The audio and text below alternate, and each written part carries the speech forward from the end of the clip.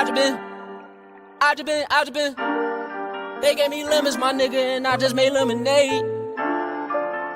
I just been tripping about getting paid. Yeah. Huh. Tripping about getting paid. Today, Junior.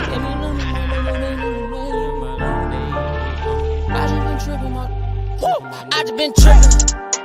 So bad I'm leaning, moving off of my pivot, liking me a lemon.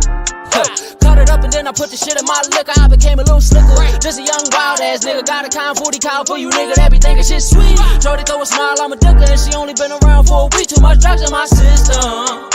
All the ops, I just fuck on they sisters. Ayy, busy like back in that system. Ayy, can't go nowhere without my baker. Ayy, I don't trust them bitches. If I do the crime, do the sentence. Don't need put back with Poppy in your mentions. In back of the Poppies, I'm conducting business. Never a bitch on my wish list. Told her no dick had a bitch fit. I been different, I'm a misfit. Walking down, I will not miss shit. Mama kitchen was fucking up this shit, but I ain't never seen the district. Turned up when I got my biscuit, bitch on my hit list. I'm on some hit list shit. I love this scene with no witnesses, ayy, and you know I'm with the shit. I love this scene with no witnesses, ayy, and you know I done made more money on the back lot, niggas slinging crack rock. You know I was toting some. Later when it's sunny, when the cash stop coming in the trap start slowing and they rolling. But fuck it, my mind is made. Act crazy if you wanna die today. I got time today. Blow your mind away. Blow your mind away. Act crazy if you wanna die today. Blow your mind away. I got time today. I done hit the block and made it quickly. 2 cats working my dick. I got smoke for any nigga tryna stick me. 40 with a laser, it'll lift him. And I'm rocking so low, I go so ballistic. And where the fuck the flow go, just go home, you missed it. Still screaming free bro, and fuck the district. I just been keeping low and running digits. A nigga next to you slinking shit ridiculous. Your niggas will do you dirty, you're them bitches. Lately been checking every situation, but waiting to blow this chopper with extensions. Listen, I told you it's first come first serve on my block. Tryna flip 2 birds, looking on the hot block. Niggas want fight, want box till the shots pop. I give you a box, alright? Right, if I get this Glock to you, you gon' shoot this eye for me. Let me know that you ride it, you right. Run it up, get my pockets right. I hit that work in my sock at night. I'm all about that action. My last name is Jackson, just one of the 5. When I'm with the guys, do this beef shit with a passion. Don't try use that on your caption. Using your cash. Fuck niggas, I can't fuck with them. They do fuck shit and they can probably get a $1.50. Have a smoker, get you for a $1.50. Put a target on you like a motherfucking duck sitting. Wait, I just been ducking Mohando. Yeah, that young nigga time, so I think about his mom and that nigga told he Rondo. Man, these young niggas bold, yeah, I know. Man, that's why I've been tripping. Man, that's why I've been tripping. They gave me lemons, shit in my liquor. Ha, that's why I've been tripping. Ha, got a Glock addiction. You know, it's like shit be fucked up. You just gotta fuck shit up, you heard? They gave me lemons, I took the motherfucking lemons, cut it up, put it in my motherfucking liquor. Ha!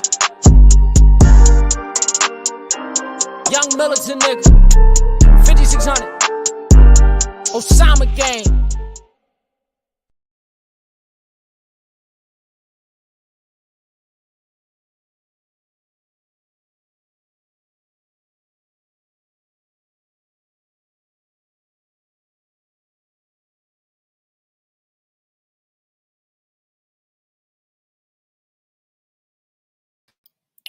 What's going down, y'all? It's your boy D Money, man. I have a full fact. Not enough podcasts. Not enough wrestling, man. Shout out to 702. Kai be in the chat. Listen, man. If y'all don't know by now, okay,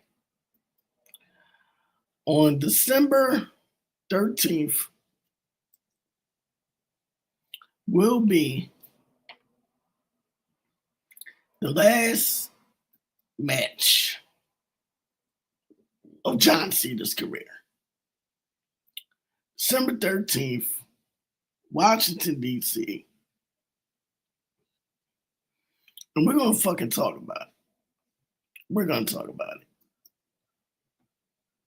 Because this is ridiculous. ridiculous. This is ridiculous. Wait till I read this shit to y'all. Wait till I read this shit to y'all. This is crazy. Wait till I read this shit to y'all. Hold on. Give me 1 second. This is crazy.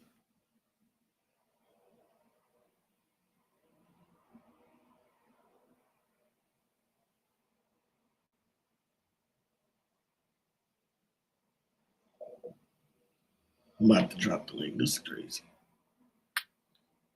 Yeah, man, that's what I'm saying, 702. That's wild. You see these prices, my nigga? These prices is insane. So, it said on October 17th, fans will have the opportunity to buy tickets for the final game. The event prices show a strong level of demand. The cost of premium seating for Cena's final match is high. High is an understatement. Tickets for the front row ringside seats, listen to this, cost $1,100.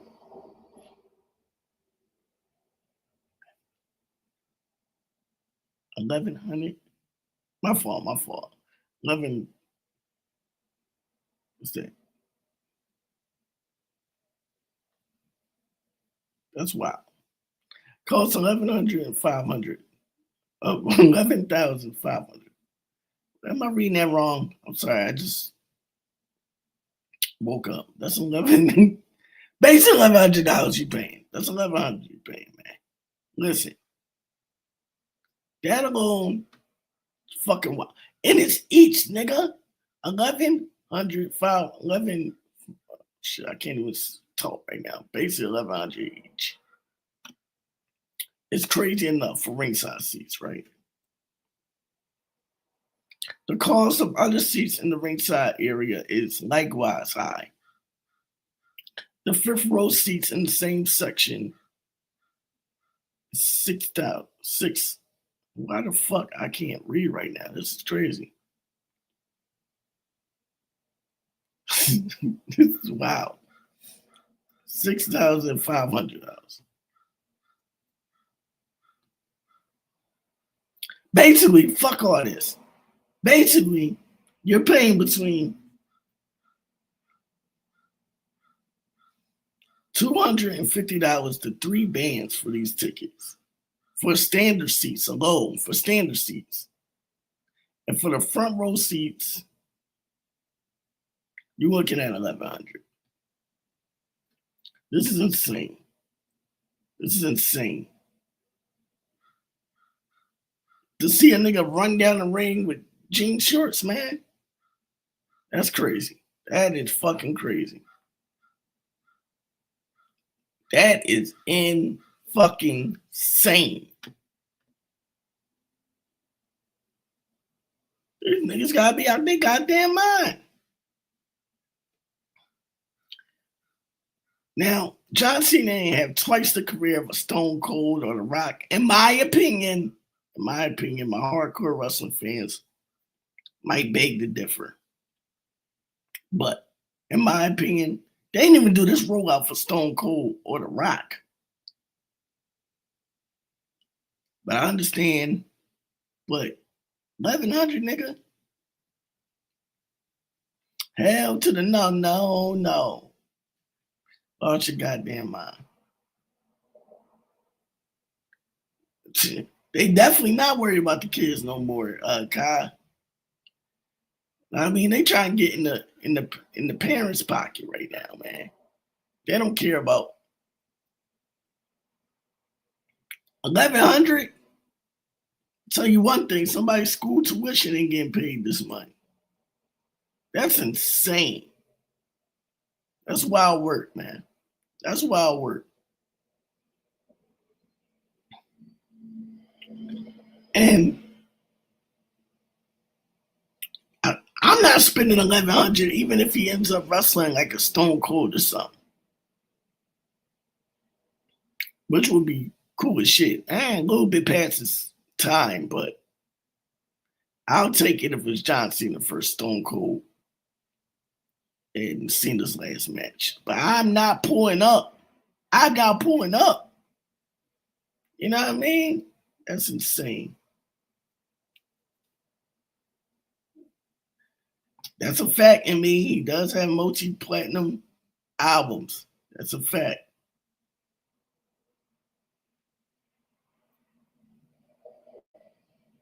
Well, Hulk Hogan's last match was in TNA, man. So I think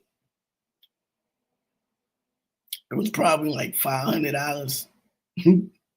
They ain't even announced it was his last match. I don't think he knew it was his last match.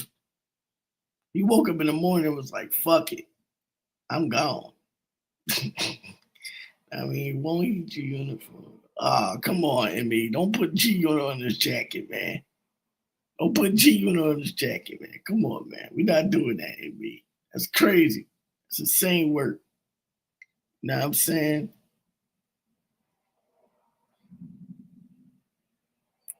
Oh, yeah. Let's do that. A price match. Hold on.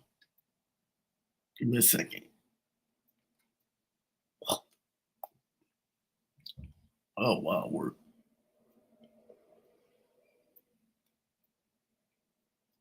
I got you. Hold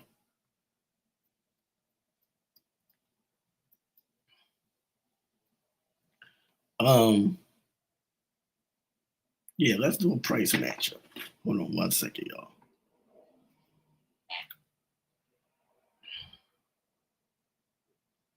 Let's see. Hell to the no.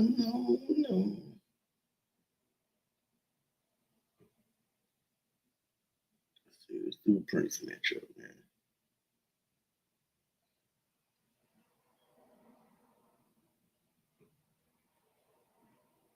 Anything possible. Cat Williams was Dipset. That's true. That's true. That was a nasty time, man. Okay. How much was WrestleMania 10 tickets?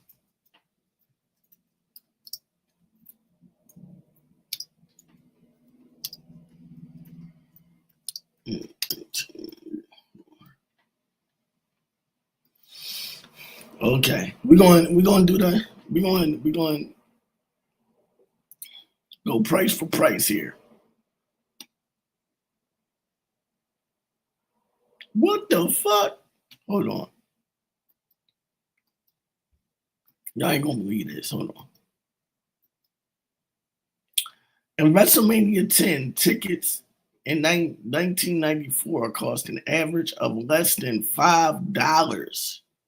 While the exact range for that specific event isn't detailed, it was part of a decade where prices was low, especially compared to later years.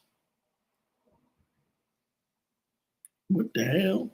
So how much was the tickets? Sharp contrast to the much higher prices seen in later decades, such as the average of 500. I want the exact amount. Hold on.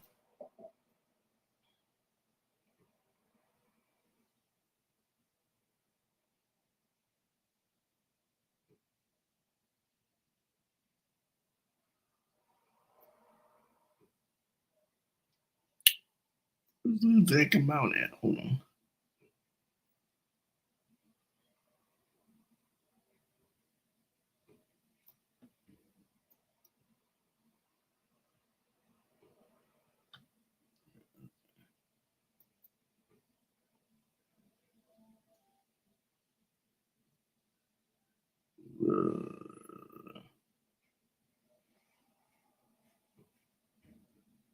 All right, let me go here. Let me go up here.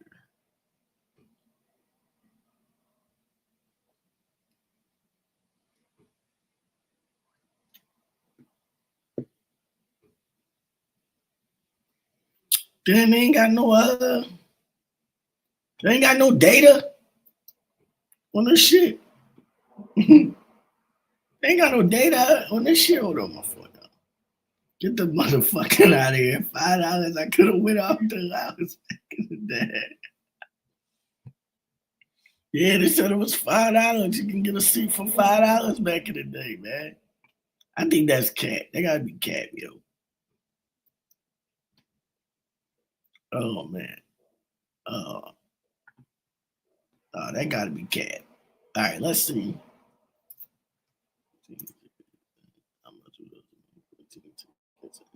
Oh, my fault. 98. My fault. 98.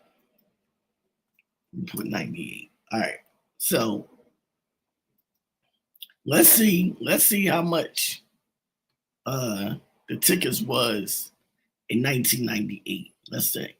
Because 1998 was like the birth of the Attitude Era and all that. In 1998, WrestleMania 14, that particular WrestleMania was the Shawn Michaels Stone Cold Mike Tyson joint. So let me see how much that cost. WWE trying to hide the files. We need a whistleblower to tell the truth. Yeah, man. They over there hiding the files, man. Okay, it says WrestleMania 14 ticket prices were as low as $65 in 1998, with fans sharing their experience of purchasing tickets for this price at the event held in the Fried Center in Boston.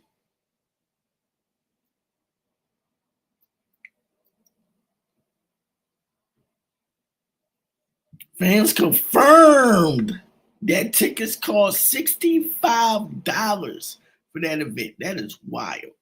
That is wild. That is wild, yo. Look at this one. Hold on. Here we go. WrestleMania ticket prices through the years. Let's see.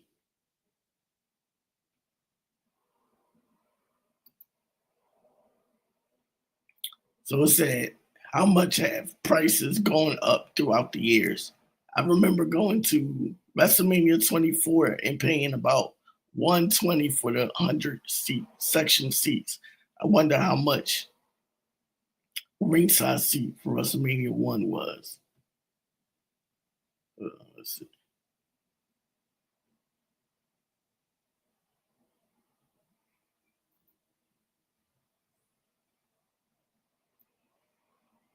This nigga said WrestleMania 18 tickets were $360 for ringside seats.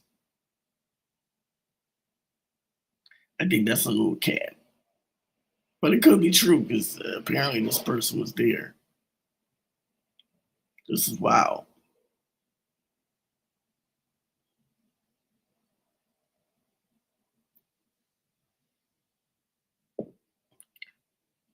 They said WrestleMania 29 was $200 for the 200 level club and $450 at WrestleMania 30 for the lower central risers and $325 at WrestleMania 33 for the 300 level club. The big increase started somewhere around WrestleMania 27 or right after. Wow. This is crazy. Bring the 90s back. I could have balled out for the $200 and got ring access then, man. Yeah, man.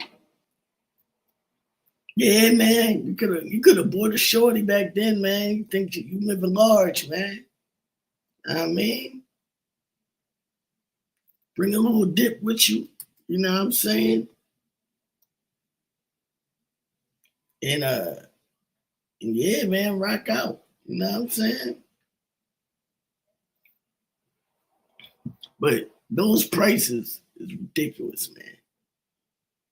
Especially for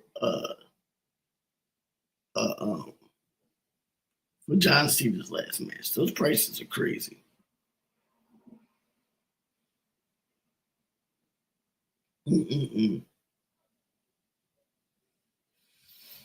Well, John Cena, man, if you're doing any Make the Wish Foundation or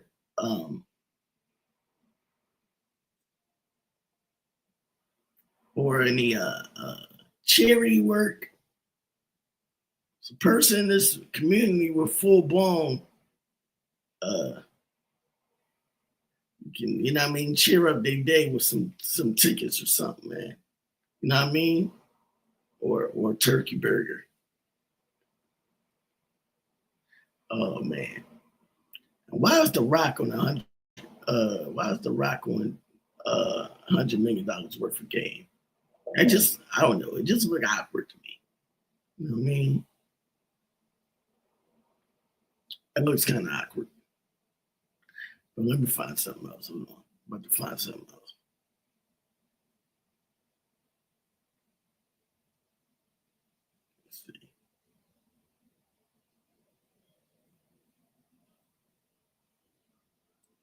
Let's see. Let's see.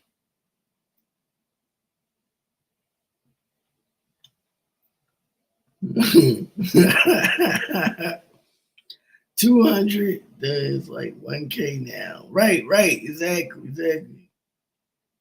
I mean, no, it definitely is, yo. Back then,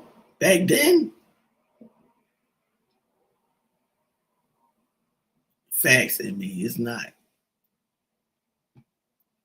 You know what I'm saying?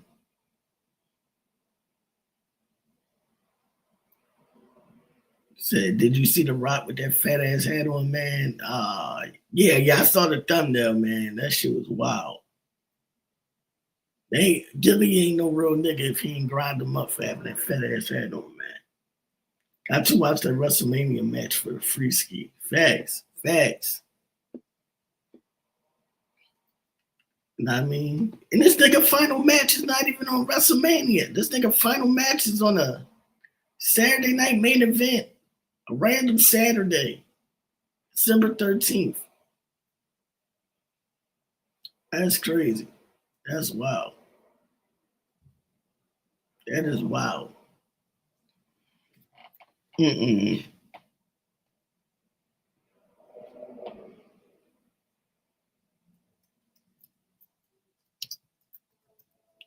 Hold on. But we about to get into a documentary bag, man. You know what I'm saying? About to get into a documentary bag.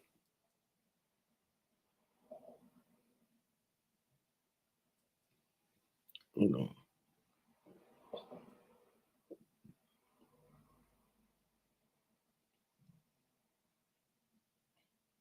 Let's see if we can find like a no longer story or something like that. No.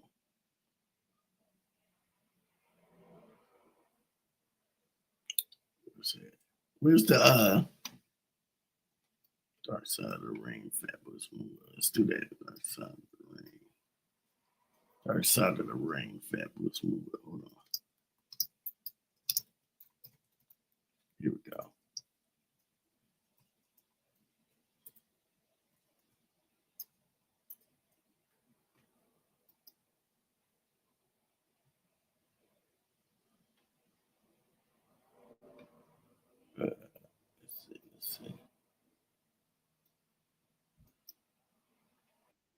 Let's see. This is a quick one. I was looking for a quick one. Pause.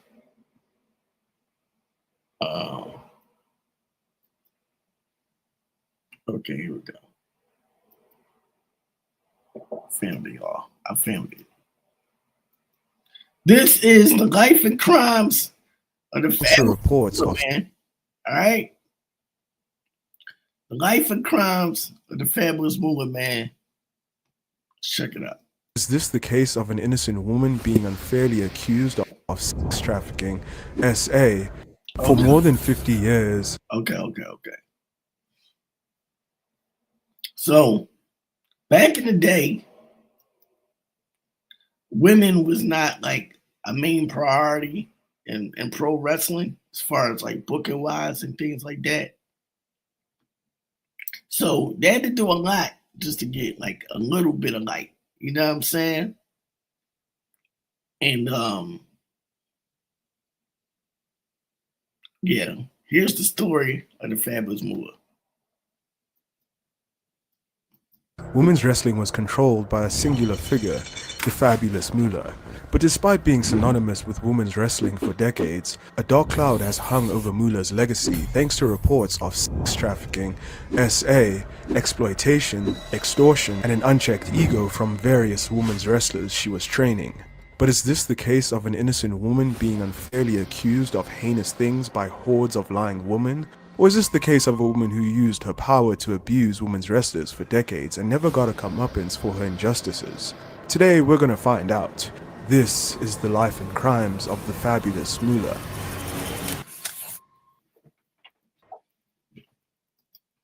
All right.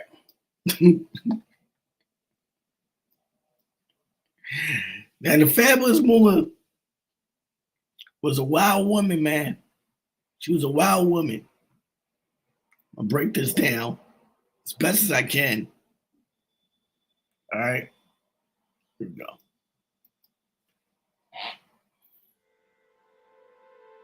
Fabulous Moolah, real name Mary Ellison, was born in 1923 just out of Columbia, South Carolina, as the youngest and only girl of 5 kids.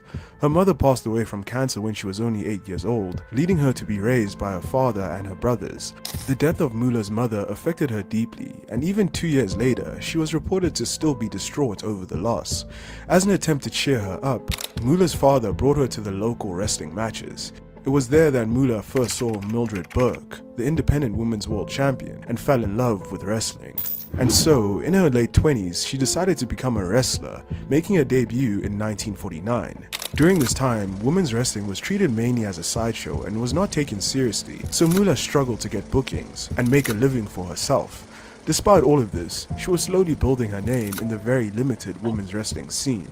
Though never the most athletic wrestler, Moolah knew how to keep the crowd engaged and knew how to work as an effective heel, notoriously working very stiff and pulling her opponent's hair.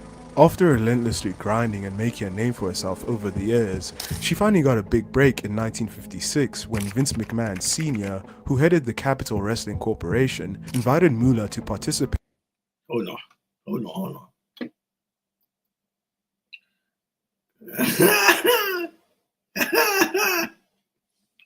Yeah, y'all.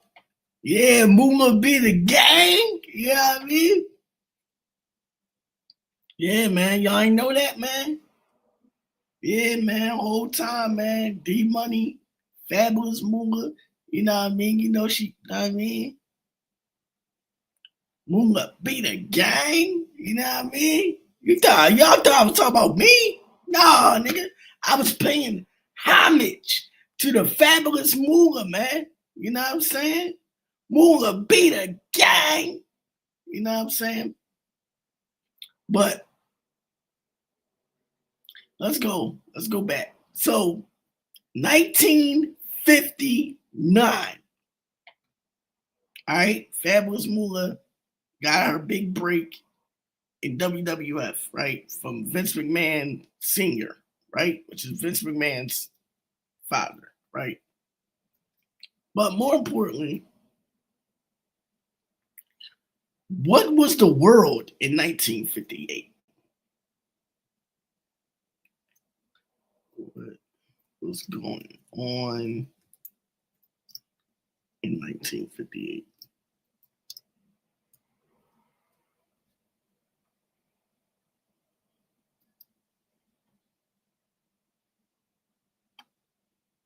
All right, let's go. Let's go into 1958 just to get a clear understanding of the society of the world in 1958. Let's see.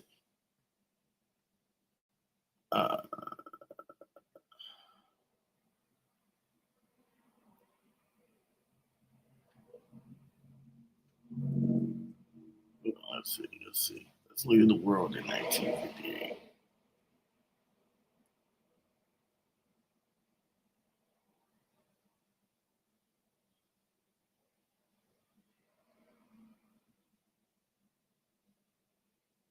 Okay. This is a good demonstration. In 1958,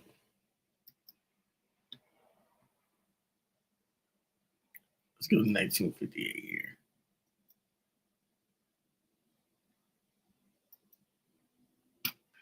So in 1958, Oscar Robertson scores 56 points. Jerry Lewis, Great Balls of Fire, pause, reaches number 1 on the UK pop charts.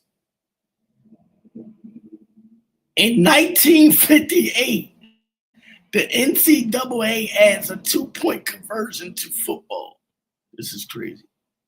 Also in 1958, Dolph Haynes, I don't know how to pronounce it, sets NBA record at 1,177 points.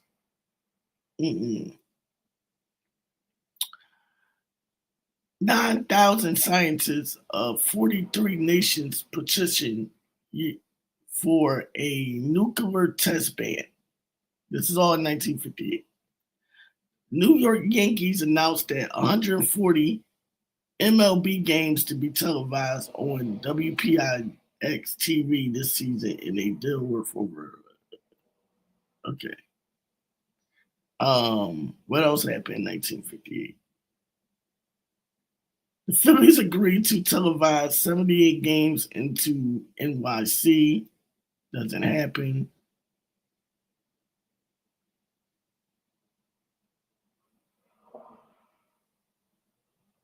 Okay. I like to get an idea of the world first. You know what I mean?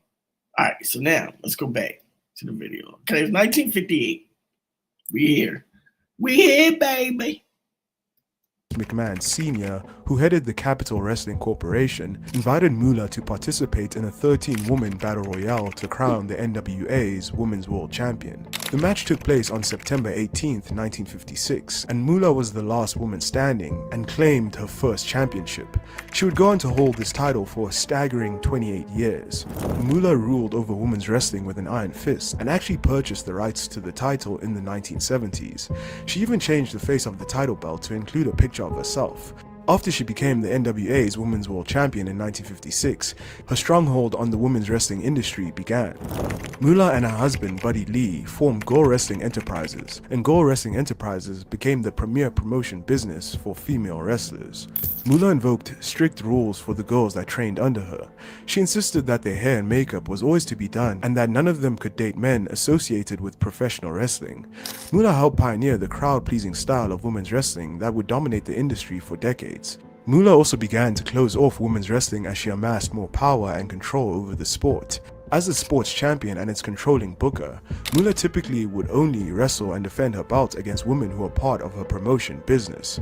This not only ensured her spot at the top of the industry, but also began to secure her place as one of the most powerful promoters in all of wrestling. If you're a woman who wanted to become a wrestler, and especially if you wanted to have any success within the industry, you had to go through the fabulous Moolah. The considerable level of control is where some of Moolah's darker accusations begin to take shape. In order to begin training under Moolah, women had to pay her a training fee, which was reported to be around $500, which in today's money is about $4,000. So at the gate,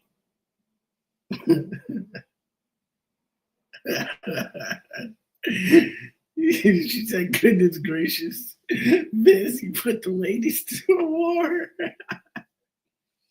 Hey, man, you know what I'm saying? Hey, man, you want to be in this business? Gotta make it do what it do, man. Nah, this money, great grandma on his side.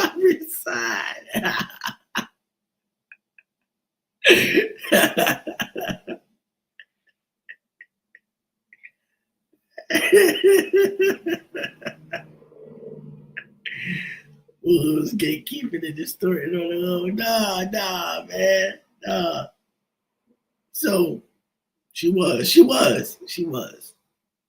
I ain't gonna. So it was $500 to train under Fabulous Moolah, right? Which, you know, for wrestlers, there is a training fee, man. Shout out to my man Black Couch Booking, man in the house. You know what I'm saying? Salute, bro. You know what I mean? Make sure y'all subscribe over there. You know what I mean? For some of the most fierest wrestling content over there. If y'all need to know about like today's wrestling, head over there and subscribe, man. You know what I'm saying? He definitely keep you updated and keep you, you know what I mean, up to par with what's going on in the wrestling world. So with wrestling, right, you know, you got to pay a training fee, right? And not only a training fee, bro, you also got to pay for your wrestling gear, you know what I mean? Of course, your travel. So it's a lot. It's a lot. So you're scratching and crawling, right? Let me tell y'all a little story, right? So I was in Paulsburg, New Jersey, right? At the Boston factory. And shout out to my man Danny Cage, right? So I was going down there to see if I can be a writer, right, for their TV show because they was doing like independent wrestling shows and stuff like that. So I wanted to be a creative writer, right? So I go down there to the gym, you know, introduce myself. And this is when I first meet Damian Priest, who's Damian Priest in WWE, right? So I'm like, damn, yo, this nigga tall as shit. So anyway, I go over to Danny Cage and he tells me, basically, this was on a Wednesday, I believe, or Thursday. I was down there. So you're like, I can get you started on Saturday. You know, you can shadow somebody that's writing for the show and whatnot. And you know, start on Saturday. So I'm like, cool. So you're like, but you gotta pay a tuition fee and you gotta pay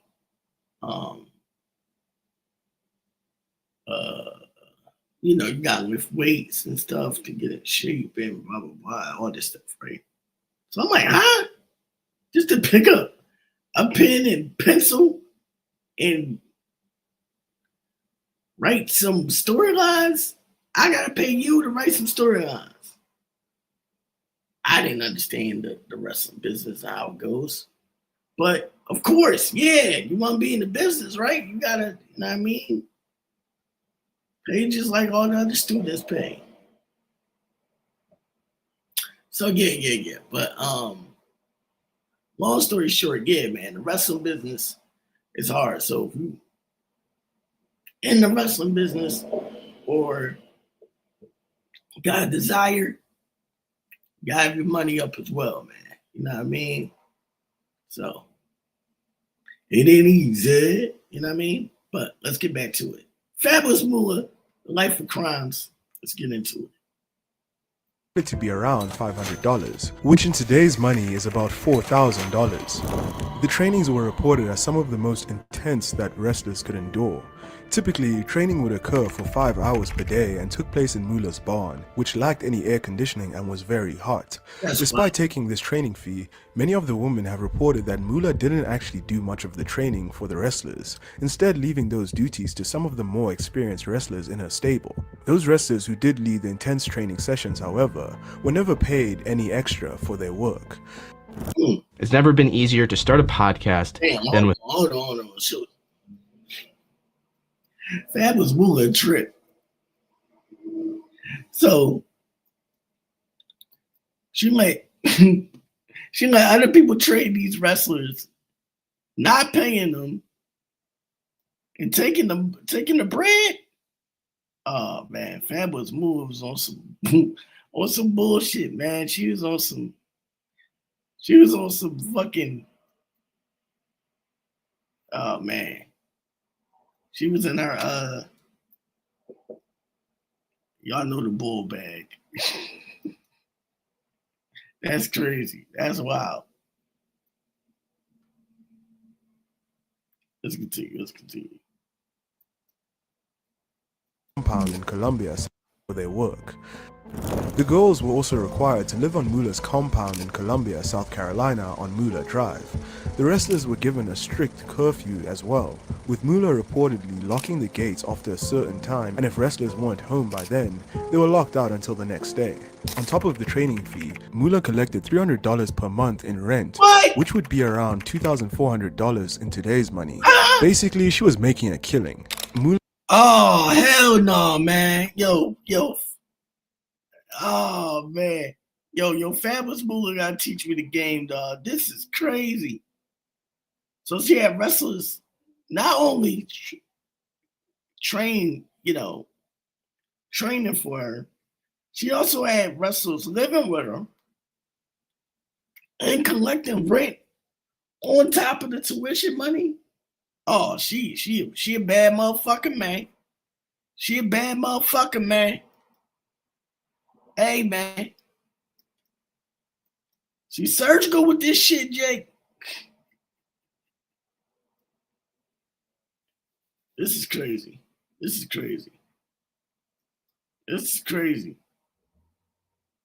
Damn, the finesse game is on 1,000, man. The finesse game on 1,000. Ah, damn. Fabulous Moolah gotta be top 10 now. This is crazy.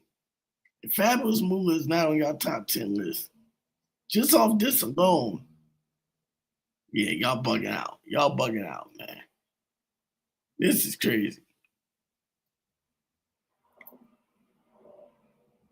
Around $2,400 in today's money. Basically, she was making a killing. Moolah also controlled the bookings for her girls and took a 25% fee off the top of whatever they made in their matches. Of course, get the fuck out of here! Oh, she was on some bullshit. So she making bread off training you. She making more bread off them living with her.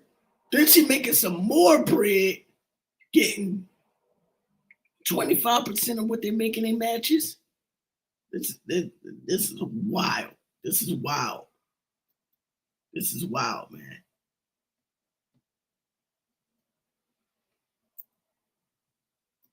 girls and took a 25% fee off the top of whatever they made in their matches. Of course, even that 25% fee was disputed, as Moolah would first subtract their travel and food fees, and some wrestlers reported having a 30% booking fee with Moolah. Regardless, because Moolah was the one receiving the checks and not the wrestlers, they had to take Moolah's word that she was only taking 25% of what they were being paid. All of this led to many of the female wrestlers being in financial debt to Moolah. One of Moolah's trainees, Debbie Johnson, claimed that she worked for Moolah for over 2 years before ever making any money. This also meant that Moolah had a considerable amount of control over the careers and lives of the girls who trained under her. Not only did she control their financials, but she controlled when, where, and how often the girls would work. And if you weren't in Moolah's good graces, then you weren't getting booked. Moolah also made sure to flaunt some of this manipulation of playing favorites in order to get the attention of her wrestlers. A wrestler named Princess Victoria claims that she once received expensive, jewel-encrusted ring gear from Moolah as a Christmas gift, which was given in front of everyone to make the other girls feel jealous. In addition to the financial abuse, many reports have emerged over the years of Moolah partaking in pimping of her trainees as well. In the 60s. Oh wow. Oh wow. Damn.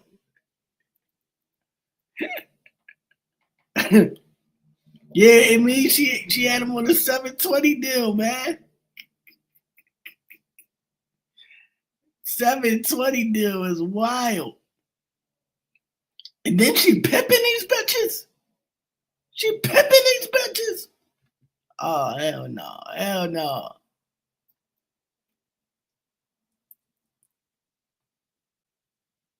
Girls feel jealous. In addition to the financial abuse, many reports have emerged over the years of Moolah partaking in pimping of her trainees as well. In the 60s, it was common for many promoters to insist the female wrestlers perform personal services before they were paid. Moolah reportedly encouraged this behavior from her trainees. Many of the women who trained under Moolah have told similar stories. A wrestler named Man Maxine claimed that Moolah would often send trainees to a man in Arizona in order to make some extra money in lewd ways. WWE women's legend Luna Vachon also claimed that she was sent by Moolah to be lewdly photographed by an older man when she was only 16 years old. One of the more vivid stories of abuse was told by Princess Victoria. After she broke her neck in the ring in 1984, Moolah continued to have her take bumps for 2 months to see if she could still wrestle.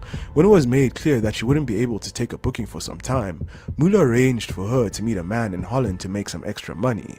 Moolah allegedly told Victoria, "If you're nice to him, he'll be nice to you," and reminded Victoria that she needed to start bringing in some money in order to stay on the compound.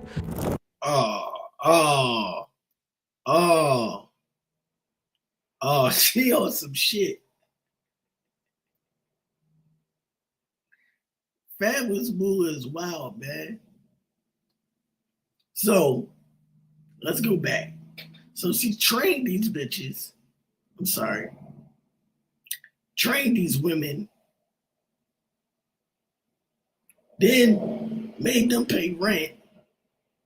Then took bread off the top of what they make for their matches. Then picked them out. Man, she vicious with it, man. She vicious with it. Damn. She was like the Suge Knight of wrestling, man. That's crazy. She was like the Suge Knight of wrestling, man. Wild work, man. This is crazy.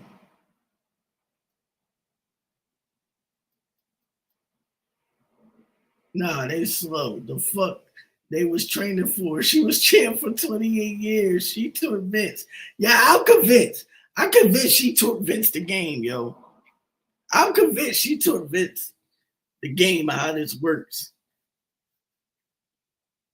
There's no way Vince McMahon learned all this shit from his dad. I don't think his dad was teaching him this shit. I think Fabulous Moolah was teaching him this shit. She gotta be. Because, man, she was out here getting over. In more ways than one. Yeah, she wildin'. Victoria traveled to Holland, but fought off the man's sexual advances, which enraged Moolah upon her return. Moolah allegedly took back Victoria's ring gear and kicked her out of the compound with nearly nothing to her name. She then lied to the other wrestlers by telling them that Victoria was taken to jail for dealing coke. Wrestler Penny Banner labeled Moolah as No! Get the fuck out of here, yo. Oh, shit. Hell no, man. Yeah, man, what happened to so-and-so? Man, she went to jail, man. She was doing that coke, man. We can't have that in the business, man. You know what I'm saying? You know what I mean? She disrespected the business by selling coke and getting caught, man. That is wild. That is wild.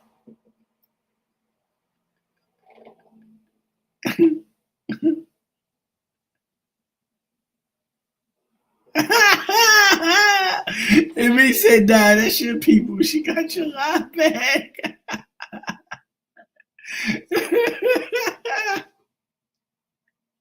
She created the 360 deal for real. Yo, Fabulous Moolah is on some shit, man. Where's so-and-so?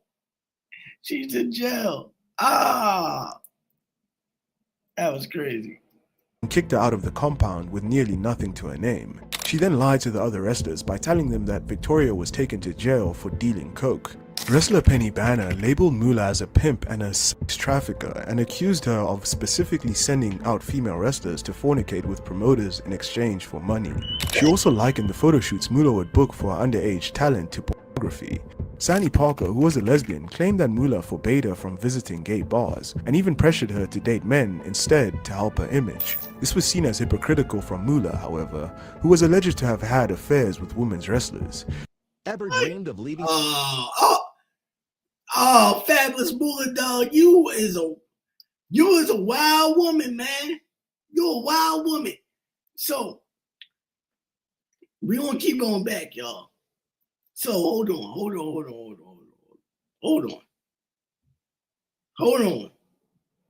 So she getting their training money. She getting their rent money for living with her. She getting their money for their matches. She's pimping these chicks out. And allegedly, she fornicated from time to time with some of these women wrestlers. Get them. Man, listen, man. Hey. Wow, yeah, man. Not the fabulous dyke. Yeah, man. That's the OGL of y'all community, Kai. The OGL of y'all community, man. Pay homage. Pay homage, Kai B. I mean, she was out there telling her to put their sundress on, man. You gonna wear this sundress today?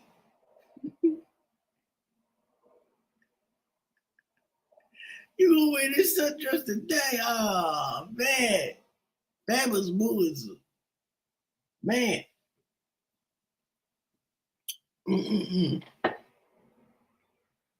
Yeah, she was definitely their pimp. The Fabulous Munch. The Fabulous Munch go crazy. That is wild. Oh, man.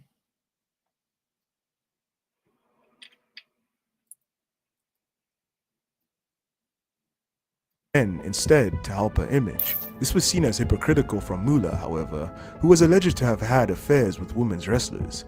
Vivian Vachon has even claimed to have witnessed Mula fornicating with some of her female trainees.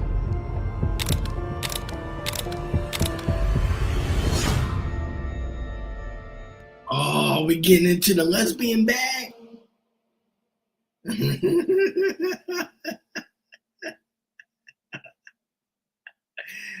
Oh, man. She about to get into the dark lesbian bag? Oh, man. So basically, to get on Mula's good side, a lot of her trainees were willing to engage sexually with her, just so that they can get bookings. Oh. The worst of these offenses, though, was the plight of a wrestler named Sweet Georgia Brown. Brown was the not Sweet Georgia Brown. Oh, not Sweet Georgia Brown. She got the black woman. Oh, she actually all right, though. Look at it. Damn, she actually all right, man. Uh-huh. Yeah. Not a bad draft pick, man. What y'all think of Sweet Georgia Brown, man? Where Blunt at, man? When you put Sweet Georgia Brown on the blade, man? Blunt. Would you put Sweet Georgia Brown on the blade, man? What we rating Sweet Georgia Brown on a scale of 1 to 10, man? I mean,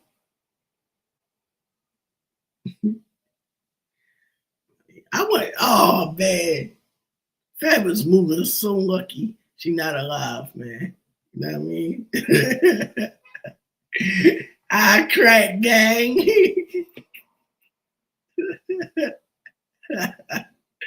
Keep Mike, salute. I mean, oh man, yeah, I'm just saying she is blameworthy, man.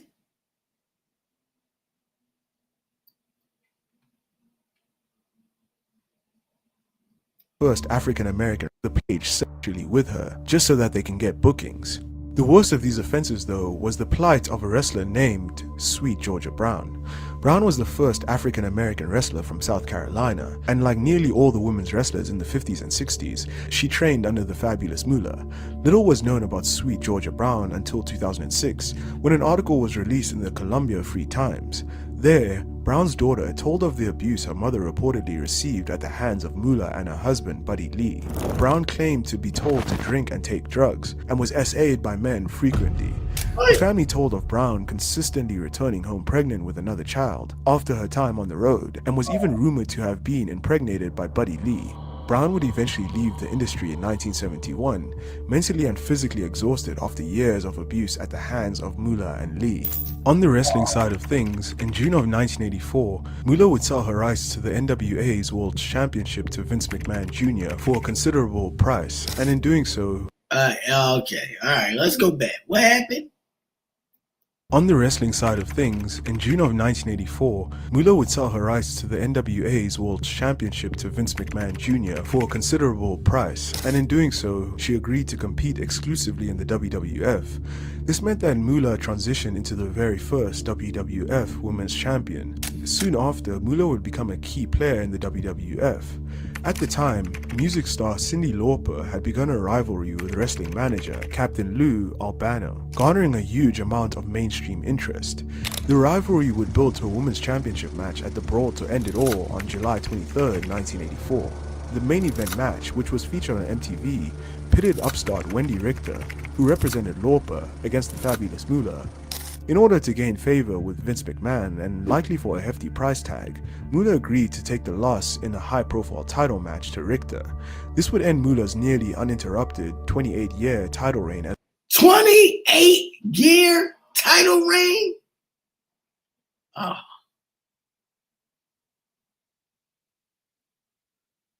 28-year title reign is insane.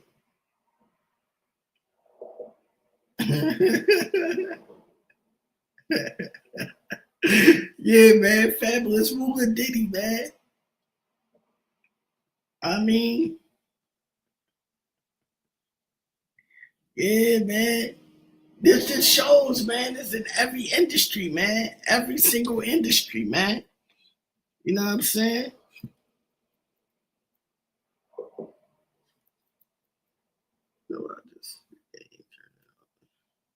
Yeah, man. This is crazy. This is crazy. 28 motherfucking years and we complaining about Roman motherfucking Reigns. Right.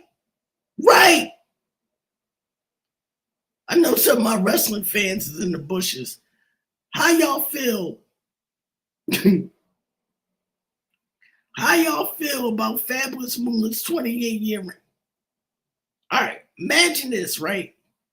Imagine Charlotte Flair having the title for 28 years.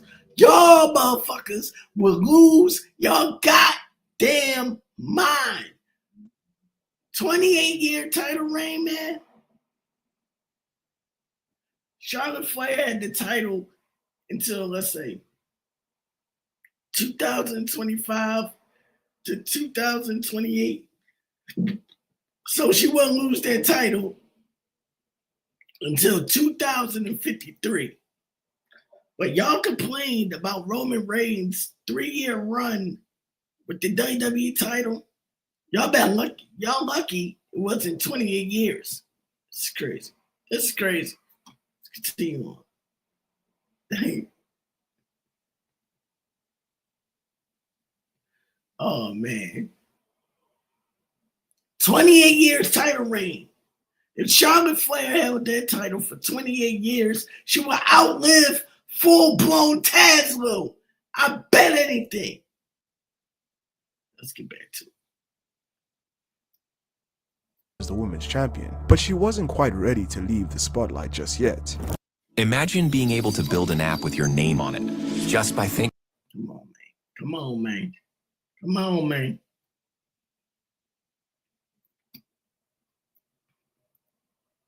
relationship with Wendy Richter, the uninterrupted 28-year title reign as the women's champion, but she wasn't quite ready to leave the spotlight just yet. Moolah already had a contentious relationship with Wendy Richter. Richter had trained under Moolah in the past, but quickly became disillusioned by the financial control Moolah was holding over her. Richter eventually joined WWF, insisting that McMahon give her the checks directly instead of Moolah, effectively cutting Moolah off from her money. Moolah evidently wasn't a fan of Richter, and this led to WWF's original screw job. On the back of her partnership with Cyndi Lauper, Richter was acquiring massive mainstream appeal, and McMahon envisioned turning Richter into the female version of Hulk Hogan in terms of popularity. This started to become problematic though, as Richter wasn't being paid nearly the same as Hogan, and she began to use her status to push for more equality. McMahon decided that he had to get the belt off of the disgruntled Richter.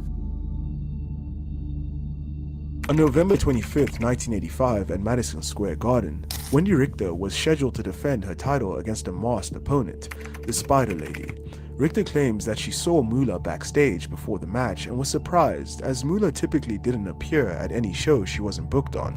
The story then changes a bit. Sometimes, Richter claims that she had no idea that the woman who came out in the Spider Lady's mask was actually the fabulous Moolah, but other times she claims to have immediately known who it was. The fans, of course, were chanting Moolah at the Spider Lady from the moment she entered. Regardless of whether Richter knew or not, Moolah quickly went off the script once the match began and forcibly pinned Richter's shoulders to the mat. Richter kicked out after a count of 1, but the referee continued to count, awarding the title to the Spider Lady, who unmasked to reveal herself as the fabulous Moolah. Oh, hell no! Hell no! What? Moolah quickly went off the script once the match began, and regardless of whether fans, of course, were chanting Moolah at the Spider Lady from the moment she entered. Regardless of whether Richter knew or not, Moolah quickly went off the script once the match began and forcibly pinned Richter's shoulders to the mat. Richter kicked out after a count of 1, but the referee continued to count, awarding the title to the Spider Lady, who unmasked to reveal herself as the fabulous Moolah. Feeling betrayed, Wendy Richter would leave the WWF that night and never spoke to Moolah ever again. The original screw job. Ah.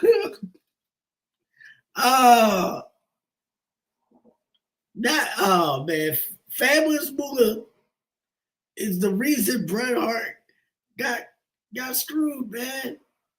Oh, she's the godmother of the screw job in more ways than one. This is crazy.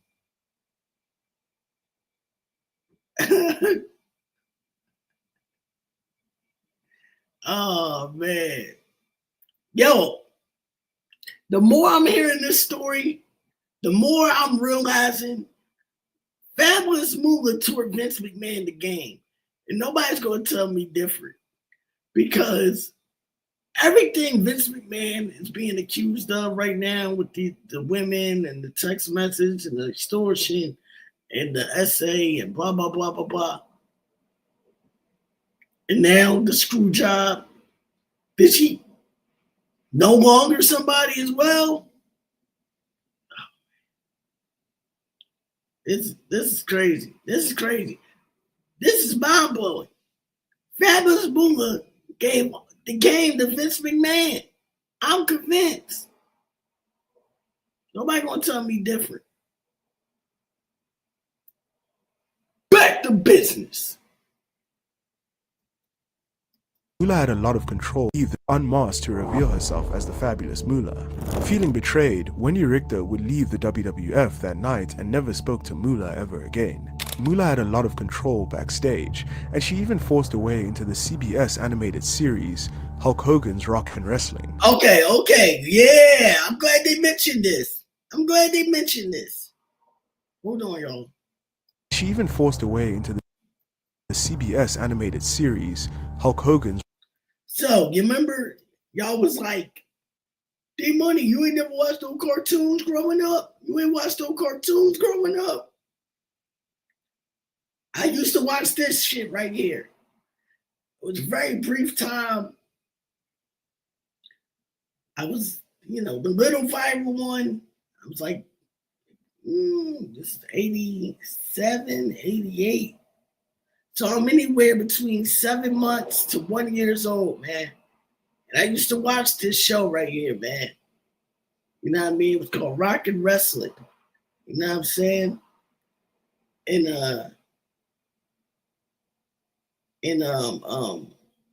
yeah, this is one of the cartoons I used to watch. Rock and Wrestling. I'm sorry, it caught my attention. Let's go. Rock and Wrestling.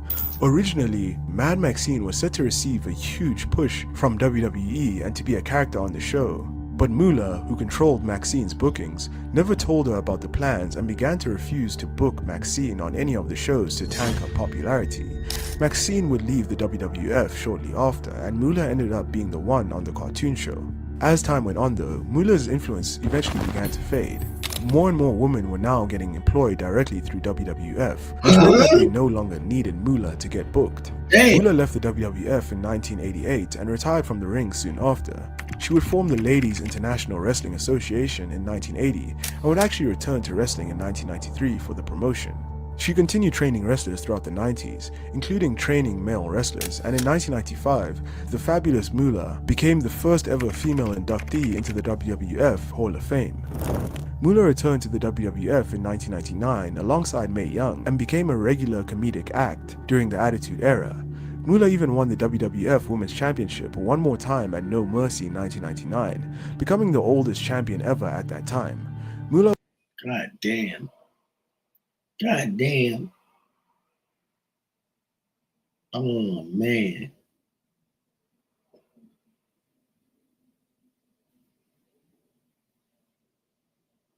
Oh, man. The Attitude Era was on some bullshit, man. I can understand some of the criticism that people give the Attitude Era for shit like this, man. Why the fuck? Fabulous Woman has the title. Oh gosh. Would go on to set another record, becoming the first 80-year-old to wrestle a match on WWE television when she defeated Victoria on an episode of Raw in 2003. Moolah struggled with heart issues as she got older, and on November 2nd, 2007, the fabulous Moolah passed away at the age of 84.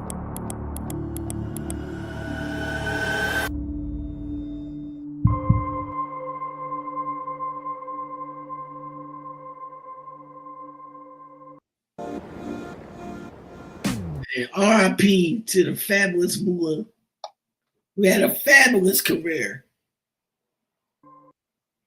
In 2018, the WWE announced that WrestleMania 34 would feature the fabulous Moolah Battle Royale.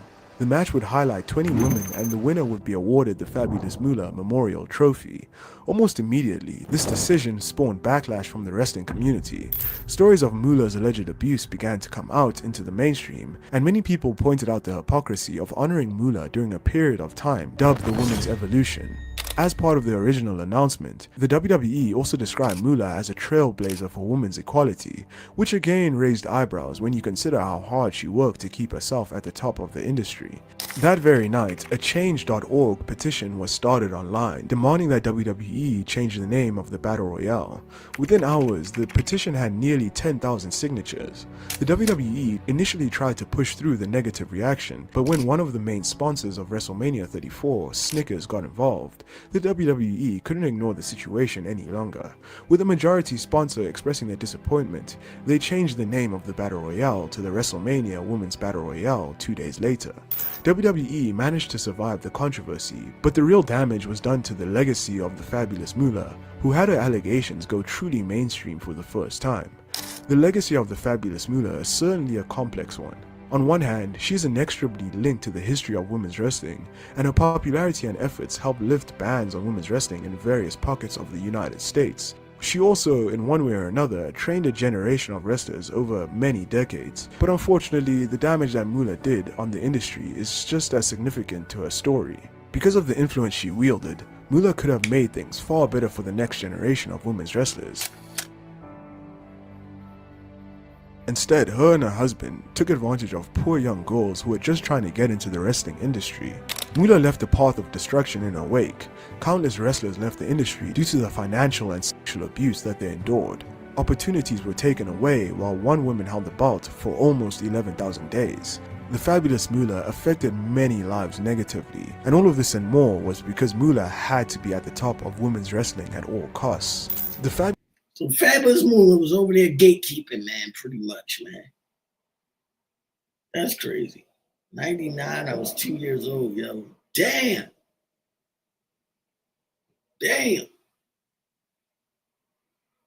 I mean, C-Double was going down, man. But yeah, this is wild.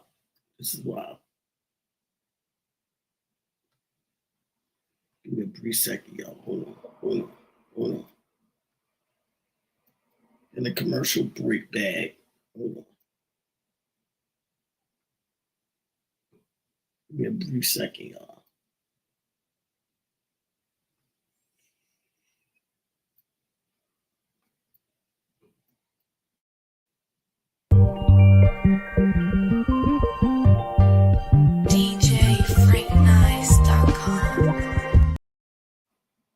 All right, I'm back.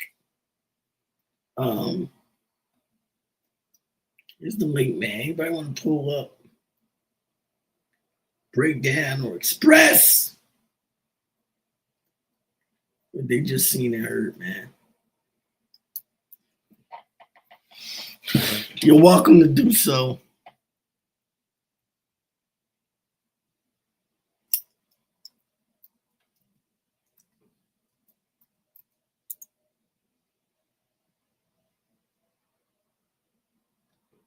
See,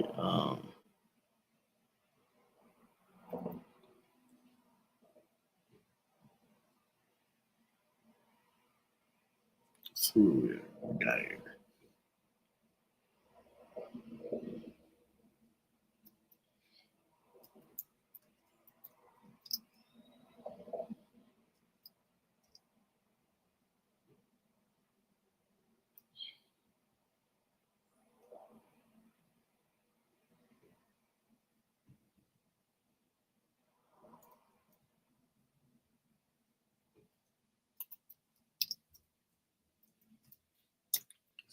Let's see something here, y'all. Let's see something. My bad.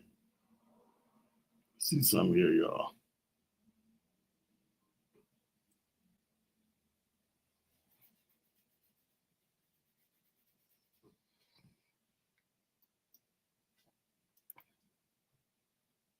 Let's see if I can find something real fast. Hold on.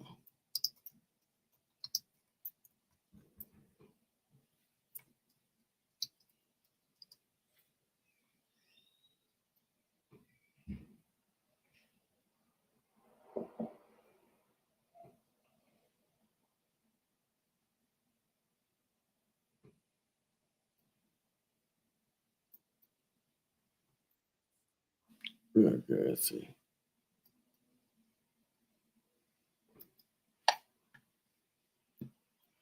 What the HHH stands for in HBK.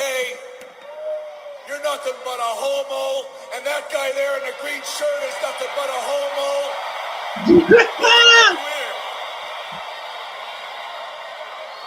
may have barebacked your way to some kind of main event, one pay-per-view after another. Oh, but the shit. fact is, I make more money than all three of you guys combined in the ring. And this here is what it's all about. Oh, why you talking heavy to them, man? Shout out to my nigga Brett, man. Talking heavy. Brett. Yo, what's the word, you nut ass Billy Goat? Ain't shit, nigga. Know what I mean? Do you watch professional wrestling? Fuck no, I hate every time you go live about this shit, nigga. Fuck out of here, then, nigga. Yo, this nigga, yo. They put too much protein in the strawberries, man. Too much protein. Yeah, this ain't not enough wrestling, nigga. Not enough. What's the word? What's going on with you, bro? Ain't shit, man. Over here. I mean, giving the crowd what they want, man. You know Oh, what I for mean? sure, for sure, for sure. You know what I'm saying? The crowd looks stink. I see a few people in the crowd. You look a little stink, man. You know Oh what man, I'm saying? yeah. I don't know, man. Maybe you should start up a live, man. You know what I mean? There you go. There you go. Do not interrupt the viral one's programming with fuck shit. All right? Take your fuck shit and your promotion elsewhere. All right? We're talking about professional wrestling here. Wrestling is the goddamn topic. All right?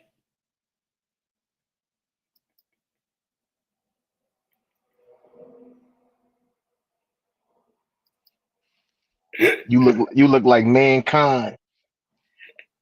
Nigga, you look like Mark Henry with a fucking nose ring. We keeping it wrestling. All right, you look like Rey Mysterio. Nigga, you look like Bad News Brown, nigga. I don't know who that is. You look like you look like Stephanie McMahon. You look like every low budget black wrestler. You look like Booker T's nephew. You look like Devon Dudley's fucking. Yeah, man. Come on, man. Come on, man. Yeah, there you go. There you go. Yeah. To dismiss him. You will not deflect what we got going on here. All right? Okay? No deflecting over here. Matter of fact, I'm done here. Not enough wrestling, man. It's going down as you see. I will be back. Let's say 15 minutes. We're going to take a break here. Good 15 minutes. And we're going to get into some other shit, man. That was the Not Enough Wrestling segment. I'll be back 15 minutes or so. Talk some other shit. You heard? Moonga, Peter, gang. Peace.